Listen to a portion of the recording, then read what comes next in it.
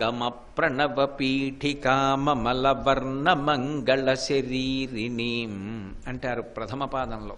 ఈ శ్లోకం అంతా కూడా అమ్మవారిని యోగమునందు ధ్యానం చేసేటటువంటి స్థితి, లేదా ఆమె ధ్యానము యోగమయ్యేటటువంటి స్థితిని, ఆమెకి మంత్ర సంబంధంగా వేద సంబంధంగా ఉండేటటువంటి విశేషాలని వర్ణిస్తున్నారు. ఆగమ ప్రణవ పీఠికాం అంటారు. మొదట అమ్మవారు ఆగమాలలోంచి ఉద్భవమైనటువంటి ప్రణవము ఏదైతే ఉందో దానిని పీఠిక అంటే కూర్చునేటటువంటి ఆసనంగా కలిగి ఉన్నటువంటి తల్లి. ఆగమము అన్న మాటకు అర్థం బాహ్యంలో చూస్తే దేవతల్ని ఆరాధించేటటువంటి విధి విధానముల యొక్క సంకలనము అని. ఏదో శైవాగమము అన్నాను అనుకోండి, శివ సంబంధమైనటువంటి ఆరాధనా విధానానికి సంబంధించిన విషయాలన్నింటినీ కూడా సంకలనం చేసి చెప్పినటువంటి విశేషానికి శైవాగమము అని పేరు. అలాగే మిగిలిన వాటికి అన్వయం. కానీ ఇక్కడ ఆగమము అంటే వేదము అనే అర్థం. ఆగమము వేదమైతే వేదము ఎవరి నోటి వెంట వచ్చింది? భగవంతుని యొక్క నోటి నుంచి వచ్చింది. భగవంతుడు ఎప్పుడున్నాడో అప్పుడే ఆయన యొక్క శ్వాస వాక్కుగా మారి వచ్చింది. వచ్చినప్పుడు భగవంతుడు ఎప్పుడున్నాడని చెప్పవలసి ఉంటుంది. ఆయన ఎప్పుడు లేడన్న ప్రశ్న లేదు. ఎప్పుడు ఉన్నాడు అన్న ప్రశ్న కన్నా ఇప్పుడు లేడు అన్న ప్రశ్న ఎప్పుడూ లేదు. ఈ లోకములు లేవేమో కానీ ఆయన మాత్రం ఎప్పుడూ ఉంటాడు. ఆయన ఒకనాడు ఉండి ఒకనాడు లేనివాడు కాడు. ఎప్పుడూ ఆయన అలాగే ఉంటాడు. అటువంటి వాడు కనుక ఆయన నోటి వెంట వచ్చినటువంటి మాట అయినటువంటి వేదం కూడా అనాది. అది కూడా ఎప్పుడు వచ్చింది అంటే ఇప్పుడు చెప్పారండి వేదం అని చెప్పడం సాధ్యం కాదు. వేదము అపౌరుషేయము. అపౌరుషేయము అంటే ఎవరో రచించినటువంటిది కాదు. అవి వినపడ్డాయి వేదమంత్రాలు.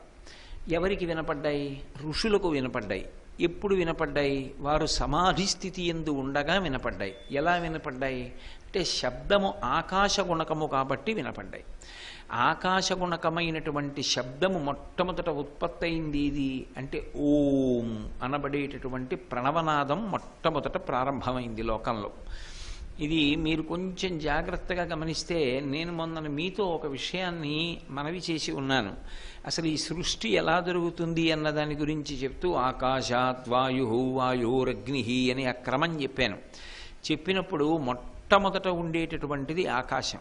మొట్టమొదట ప్రారంభమయ్యేది ఆకాశం. ఆకాశమునందు వచ్చినటువంటి మొదటి గుణము లేక తన్మాత్ర శబ్దము. ఆ మొట్టమొదటి శబ్దమేదో అదే ప్రణవము. శబ్దము అంటే అర్థము కలిగినటువంటి దాన్ని శబ్దము అంటారు. అర్థం లేకుండా వచ్చిందనుకోండి దాన్ని ధ్వని అంటారు.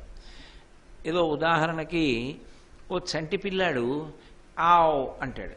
అంటే ఏమిటి అని అడిగారు అనుకోండి, దానికి ఏం అర్థం ఉండదు. వాడు ఏదో ఓ శబ్దం వాడు ఒక ధ్వని చేశాడు అనవలసి ఉంటుంది. అలా కాకుండా శబ్దము అంటే అర్థ ప్రతిపాదకమై ఉంటుంది. అర్థము ఒక్కటే ఉండడం కాదు. వేదమునకు ఉదాత్త అనుదాత్త స్వరితములని 3 స్వరములు ఉంటాయి. ఎక్కడ పైకి ఎత్తి పలకాలి, ఎక్కడ సమానంగా పలకాలి, ఎక్కడ కిందకి దించి పలకాలి అన్నది వేదంలో నియమం ఉంటుంది. వేదానికి అర్థం తెలియకపోయినా సుస్వరంతో చదివినటువంటి వేదమంత్రములను కేవలము శ్రవణం చేసినంత మాత్రం చేత భగవంతుని యొక్క అనుగ్రహమునకు పాత్రుడవుతాడు. ఏదైనా ఇతర విషయం అర్థమైతే దానివల్ల ప్రయోజనం. వేదం దగ్గరికి వచ్చేటప్పటికి మనకు అర్థమైందా అర్థం కాలేదా అన్న దాంతో సంబంధం లేదు. అది స్వరంతో చక్కగా వేదాన్ని చదివినంత మాత్రం చేత ప్రకృతి అంతా కూడా పరిశుద్ధమవుతుంది. పరిశుద్ధమై దేవతలందరూ కూడా ప్రీతి చెందుతారు. అంత గొప్పదైనటువంటి వేదమునకు ప్రారంభము ఎక్కడ అంటే ఓం అనబడేటటువంటి ప్రణవనాదం ముందు బయలుదేరింది.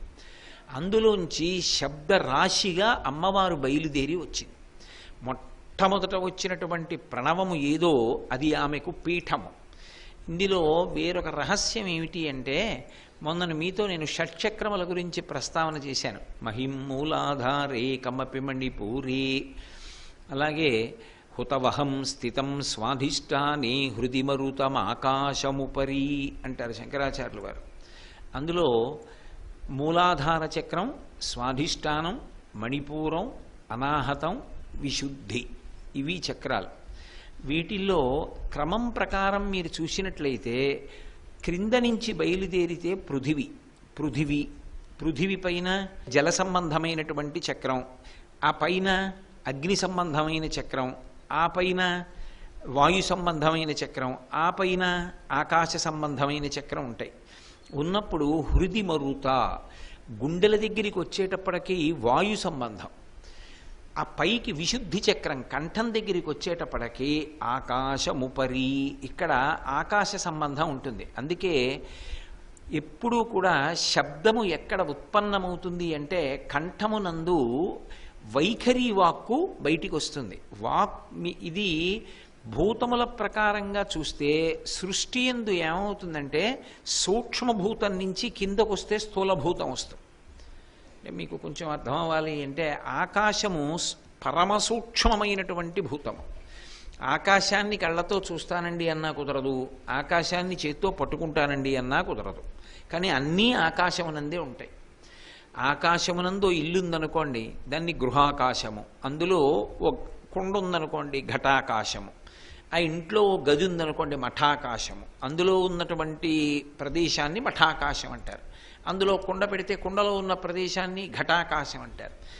అంతటా నిండిపోయినటువంటి ఆకాశాన్ని అనంతాకాశం అంటారు. అది కంటి చేత చూడబడదు, చేతికి పట్టుకోవడానికి వీలు కాదు. అక్కడి నుంచి కిందకొచ్చే కొద్దీ సూక్ష్మతరమైనటువంటి భూతం నుంచి స్థూలభూతం దగ్గర పూర్తవుతుంది. ఆకాశాద్వాయు అన్నాను అనుకోండి, వాయువు చేతికి దొరకదు, కానీ స్పర్శ చేత తెలుస్తుంది. గాలి వేస్తోంది చల్లగా అని తెలుస్తుంది. అందుకని వాయువు కొంతవరకు తెలుస్తుంది. ఆ తర్వాత ఆకాశాద్వాయు వాయురగ్ని, అగ్నిని చేత్తో పట్టుకోలేం కానీ కంటికి కూడా కనపడుతుంది. అదిగో అగ్ని అని చూడొచ్చు. అగ్ని స్పర్శకి తెలుస్తుంది, వేడిగా ఉంది అని. అగ్ని దగ్గరికి వచ్చేటప్పటికి ఇంకొకటి పెరుగుతుంది, స్పర్శ కంటి చేత చూడడానికి అవకాశము, రెండు దొరుకుతాయి. అక్కడి నుంచి తర్వాత జలము, నీటి దగ్గరికి వచ్చేటప్పటికి మీరు కంటితో చూడొచ్చు, ఒక పాత్రలో పట్టుకోవచ్చు, నాలుక మీద వేసుకుంటే రుచి తెలుస్తుంది. 3 ఇంకా కిందకొస్తే పృథివీ, స్పర్శ చేత ముట్టుకుంటే తెలుస్తుంది, కంటితో చూస్తే కనపడుతుంది, చేత్తో పట్టుకుంటే ఇమిడుతుంది, వాసన వస్తే నాసాపుటాలకి తెలుస్తుంది. ఇన్ని భూమికి ఉంటాయి. అంటే ఆకాశం దగ్గర నుంచి కిందకు వస్తున్నప్పుడు సూక్ష్మభూతం నుంచి స్థూలభూతం దగ్గరికి వచ్చేటప్పటికీ కంటికి కనపడనిది, స్పర్శకి తెలియనిది, అనుభవమునకు అందని దానితో ప్రారంభమై అన్ని విధాలా కూడా అనువుగా ఉండేటటువంటి దాని దగ్గర పూర్తవుతుంది. వాక్కు దగ్గరికి వచ్చేటప్పటికి విచిత్రం ఏంటంటే కింద నుంచి పైకి పృథివీ చక్రం దగ్గర ప్రారంభమవుతుంది. మూలాధారం పృథివీ చక్రం, అక్కడ మొదలవుతుంది పరా, పశ్యంతి, మధ్యమ, వైఖరి అని. పైకి వచ్చి సూక్ష్మభూతమైనటువంటి ఆకాశమున్నటువంటి విశుద్ధి చక్రం దగ్గర శబ్దము ప్రకటనమవుతుంది. అంటే అందరికీ వినపడేటట్టుగా పలకబడుతుంది. అందుకే అమ్మవారి పేరు ఏమిటంటే శబ్ద బ్రహ్మమయీ, చరాచరమయీ, జ్యోతిర్మయీ, వాంగ్మయీ అని. ఆమె ఈ కంఠం దాటిన తరువాత కొన్నిటిని ఆధారం చేసుకుని శబ్దరూపంగా పైకొస్తుంది. అలా పైకొచ్చినప్పుడు దాన్ని ఆహత శబ్దము అని పిలుస్తారు. అనాహత శబ్దము అని ఒకటి ఉంటుంది. అనాహత శబ్దము అంటే దేని చేత తగలకుండా, కొట్టబడకుండా పలికితే దాన్ని అనాహత శబ్దము అంటారు. ఈ దేని చేతనైనా ఒకదానికొకటి తగిలితేనే బయటికి వచ్చేటటువంటి శబ్దాన్ని ఆహత శబ్దము అంటారు. అందుకే గుండెల్లో అనాహత చక్రం ఉంటుంది. ఈ అనాహత చక్రం దగ్గర వాయువు ఉంటుంది. ఈ వాయువు హృదయస్థానమునందు ఉంటుంది. కాబట్టి హృత్ అంటేనే భగవంతుని యొక్క నివాస స్థానం. ఆయన ఇక్కడ ఉంటాడు. ఇక్కడ అమ్మవారుండి ఈ వాయుస్థానంలో అనాహత అంటే దేనితోనూ తగలకుండా శబ్దాన్ని సృష్టిస్తుంది.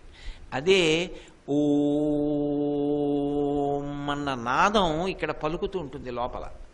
అనాహతము, దేనితోనూ ఒకదానితో ఒకటి తగలకుండా వచ్చే శబ్దం ఇక్కడ వస్తుంది. అది పీఠికాం, ఆమెకు పీఠం. లేదా స్థూలంగా బయట మాట్లాడితే ఆకాశ సంబంధ గుణకమైనటువంటి ప్రణవము శబ్దం ఏదున్నదో అది ఆమెకు పీఠము.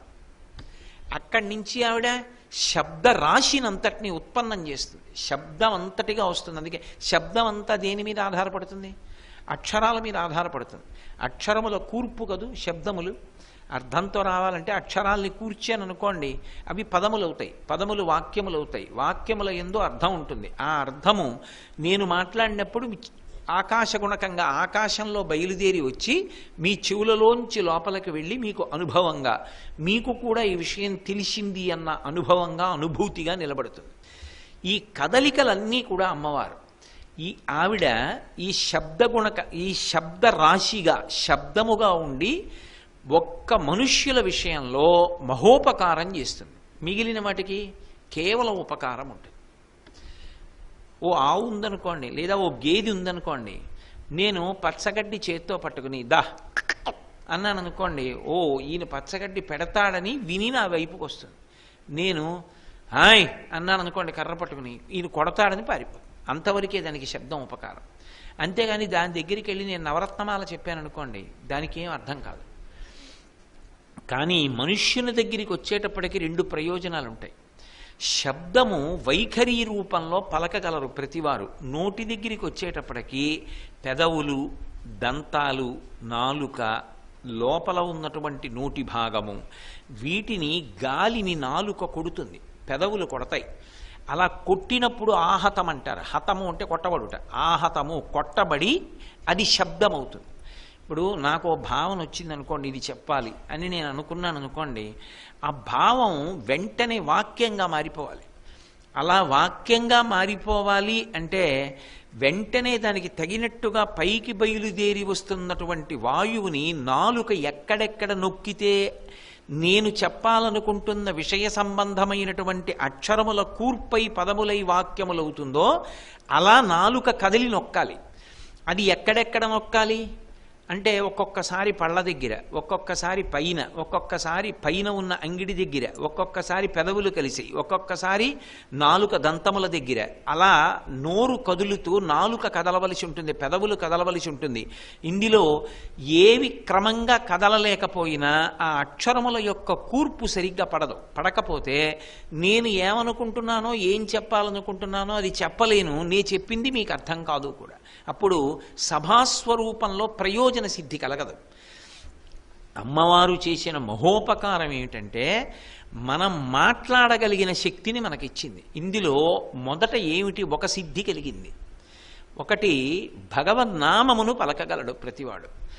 ఏ కదలికైనా అమ్మవారి స్వరూపం. బాగా గుర్తుపెట్టుకోండి. అందుకే శబ్దం ఎవరు అంటే అమ్మవారే అని తీర్మానం చేసింది శాస్త్రం.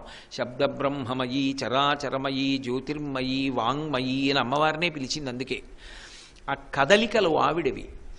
ఆవిడ అనుగ్రహం కలిగిందా, ఈ ఉన్న నోటిని భగవన్నామోచ్చారణకు ఉపయోగించాలి, ఒక స్తోత్రం చదవాలి, అమ్మవారి మీద ఒక స్తుతి చదవాలి అనేటటువంటి ఆలోచన లోపల బయలుదేరి నోరు అందుకు ఉపయోగపడుతుంది.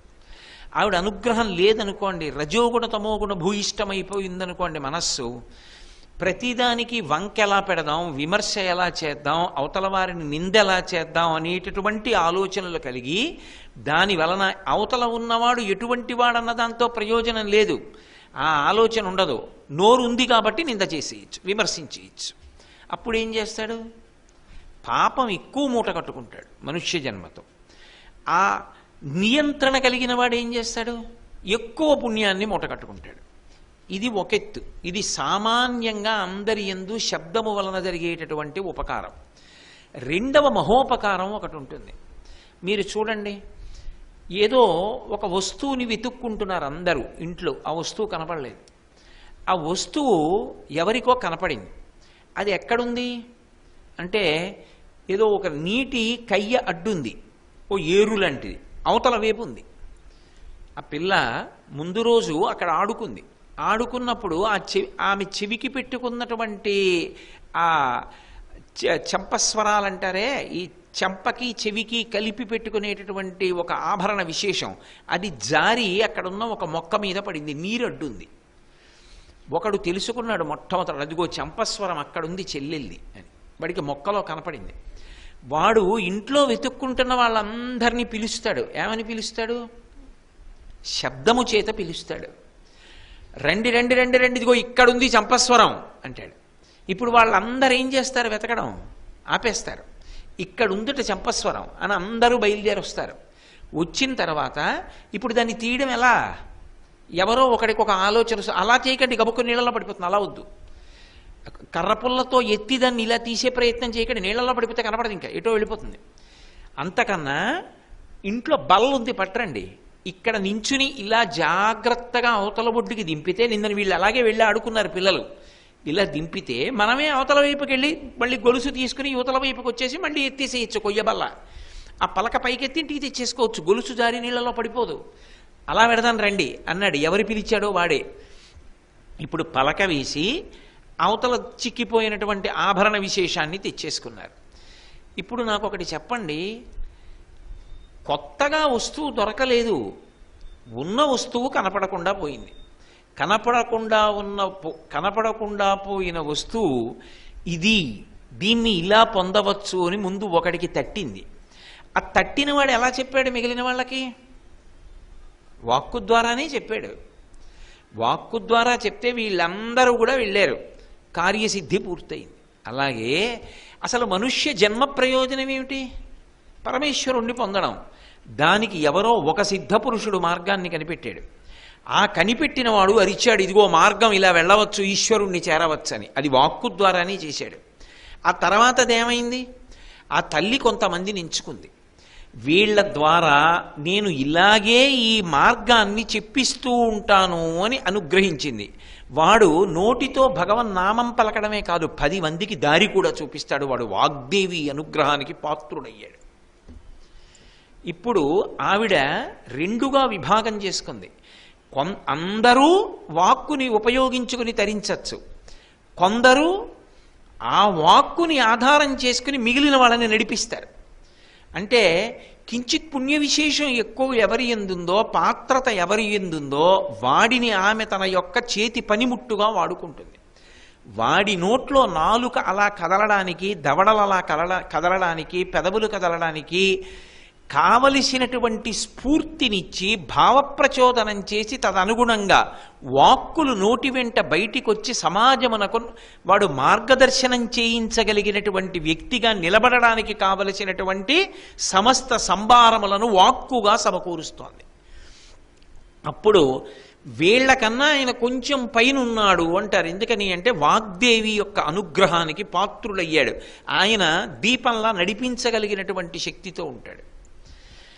ఇప్పుడు ఆ తల్లి యొక్క గొప్ప విశేషం ఏమిటి మన యందు అంటే, ఏ నాదము మొట్టమొదట బయలుదేరిందో అదే తర్వాత శబ్దముగా అనాహతముగా లోపల ఎంత కాలము పలుకుతూ ఉంటుందో అంతకాలము ఆహత శబ్దములన్నీ వస్తుంటాయి. అనాహతము ప్రణవము.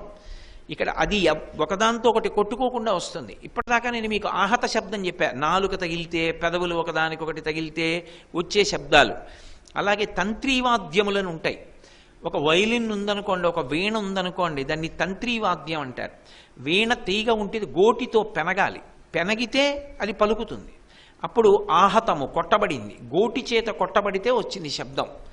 అలాగే ఒక వైలిన్ ఉంది, ఆ వైలిన్ ఇలా పట్టుకుని దానికి ఉన్నటువంటి తంత్రులను వేరొక తంత్రి చేత రాపాడిస్తారు, అప్పుడు అందులోంచి శబ్దం వస్తుంది.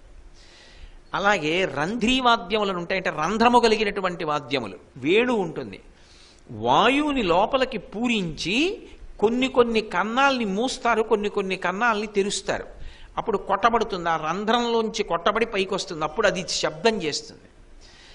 అలాగే చర్మ సంబంధమైన వాద్యములు ఉంటాయి, డోలు, మృదంగం, ఇటువంటివి.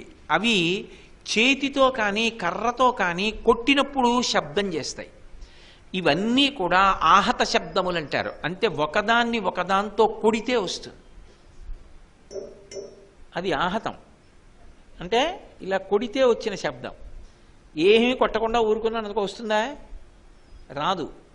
అలా వచ్చేది ఒక్కచోటే వస్తుంది, గుండెల్లో వస్తుంది. అది ప్రణవం, అది నాదం. అది దేనికి ఒకదానికొకటి తగలక్కర్లేదు, తగలకుండానే లోపల నాదం వినపడుతూ ఉంటుంది. అందుకే చెవులు గట్టిగా మూసుకుని వింటే నిశ్శబ్దంగా ఉన్న చోట లోపల నుంచి జుమ్ అని ఒక శబ్దం వినపడుతుంది. అది ఆహత శబ్దము, అది ప్రణవము, అది పీఠం అమ్మవారికి. అక్కడ కూర్చుని ఉంటుంది ఆ తల్లి, పాదం పెట్టుకుని కూర్చుంటుంది ఆ తల్లే. అందుకే మీరు చూడండి లలితా సహస్రనామ స్తోత్రంలో ఒక్కొక్క చక్రంలో పార్వతీ పరమేశ్వరుడు ఎలా ఉంటారు అన్నది వర్ణన చేస్తూ ఉంటారు శంకరాచార్యులు వారు. మూలాధారం ఉందనుకోండి, అక్కడ ఆవిడ లాస్య ప్రకటనం చేస్తూ నృత్యం చేస్తుంది. లాస్యము అంటే ఆంగికం ఉండదు. ఆంగికము అంటే శరీరావయవాల్ని విశేషంగా కదిపితే తాండవం అంటారు. శరీరావయవాల్ని కదపకుండా ఎక్కువ భావ ప్రకటనం చేశారనుకోండి, ముఖంలోనే ఎన్నో భావాలు ఉలికించారనుకోండి, దాన్ని లాస్యం అంటారు. ఆడవాళ్ళు చేస్తే లాస్యం అంటారు, మగవాళ్ళు చేస్తే తాండవం అంటారు. అందుకే ఆనంద భైరవ ఆయన మూలాధార చక్రం దగ్గర భైరవుడిగా తాండవం చేస్తాడు. అమ్మవారు లాస్యప్రియ, ఆమె లాస్యం చేస్తూ ఉంటుంది.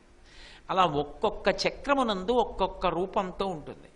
ఇక్కడికి వచ్చేటప్పటికీ హృది మరుత, గుండెల దగ్గరికి వచ్చేటప్పటికీ హృదయస్థానమున వాయుస్థానం.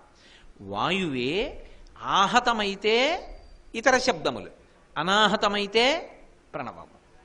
అది ఎక్కడి నుంచి ఎక్కడి వరకు? స్థూలభూతములలో సృష్టిలో మొట్టమొదట ఆకాశం ప్రారంభమైనప్పుడు ఆకాశగుణకంగా నాదం ప్రారంభమైంది, శబ్దం. అది మొదటి శబ్దం ప్రణవం, ఓంకారం. ఆ ఓంకారం సృష్టికి ప్రారంభం. అదే శంకర భగవత్పాదులు తర్వాత దీని గురించి వివరణ చేస్తారు ఒక చోట. ఒక చాలా గంభీరమైనటువంటి మాట ఒకటి చెప్పి, అమ్మా నువ్వు ఇటువంటి దానివి అని పిలుస్తారు. అందుకే ఈ శ్లోకం అంతా కూడా మంత్ర సంబంధమై యోగ సంబంధమైనటువంటి విశేషాలని ఇందులో అమ్మవారి పట్ల వర్ణించారు ఆయన.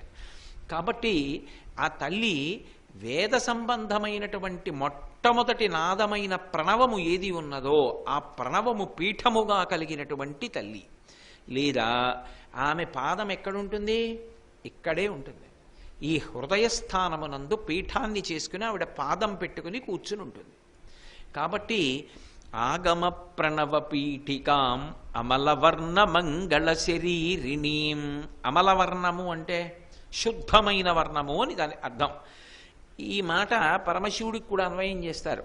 అమలం కమలోద్భవ గీత గుణం సమదం సమదా సురనాశకరం రమణీయ రుచిం కమనీయ తనుం నమస్సాంబ శివం న తపాపహరం శివం శంకరం బంధురం సుందరేశం నటేశం గణేశం గిరీశం మహేశం దినేశేందునేత్రం సుగాత్రం మృడానీపతిం శ్రీగిరీశం హృదా భావయామి అని. అమలం అక్కడ కూడా పరమశివుడికి విశేషణం ఉంది.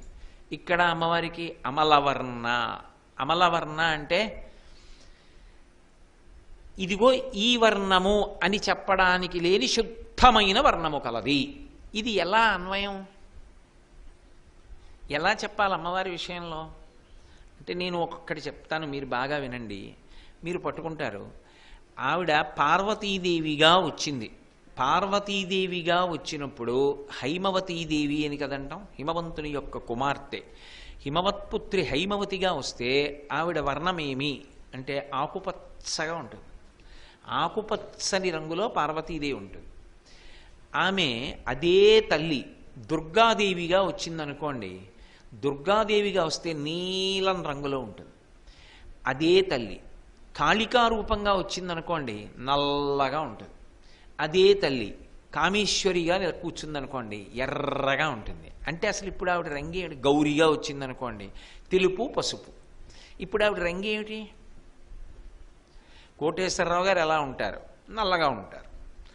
అంటే ఆయన పుట్టినప్పటి నుంచి అయిపోయే వరకు అలాగే ఉంటాడు, నల్లగా ఉన్నారు.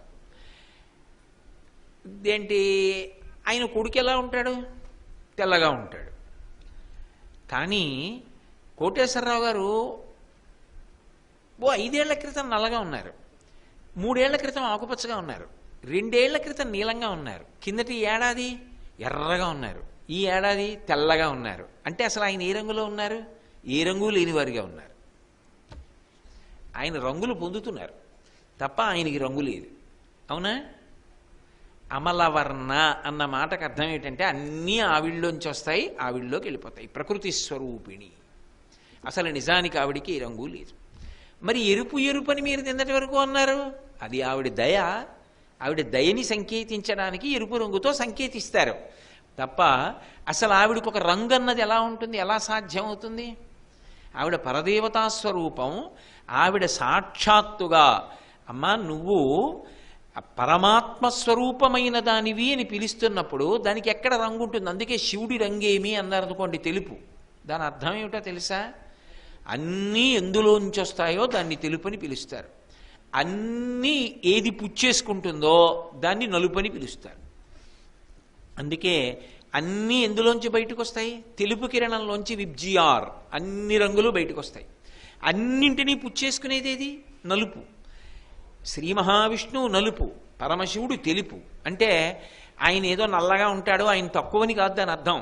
పరమశివుడు తెల్లగా ఉంటాడు అంటే తెలుపు ఇష్టం లేని వాళ్ళు అబ్బాయి శివుడు తెల్లగా ఉండడం ఏంటండి, మా విష్ణువే నల్లగా ఉంటాడు అయినా గొప్పండి నేను దెబ్బలాడుకోమని కాదు దాని అర్థం. దాని తత్వం తెలుసుకోమని. తత్వం తెలుసుకోకుండా దెబ్బలాడుకోవడం మూర్ఖత్వం.